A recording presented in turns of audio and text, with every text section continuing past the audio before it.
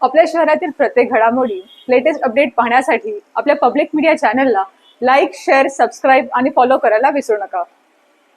येत्या 2 तारखेला कमळ निशाणी, घड्याळ निशाणीवर आम्ही सगळेजण मतदान करून नगराध्यक्ष तर करूच, पण बहुमताने ही नगरपालिका जिंकण्याचा आपण सगळ्यांनी प्रयत्न करू, हाच तुम्हाला मी आज शब्द देतोय।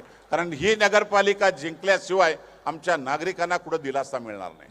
खूप वाईट प्रथा आणि परंपरा इथं चालू आहेत।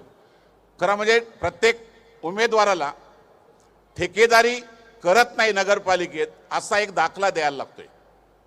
आता आमच्याकडची परिस्थिती अशी आहे, आमचे प्रशासक आहेत त्याने दाखले देताना कधी पाहिलंच नाही की या नगरपालिकेतला 70% निधी हा एका ठेकेदाराच्याच बाजूला जातोय आणि ठेकेदाराला हा ठेकेदार नाही म्हणून त्याला दाखला दिला गेलाय।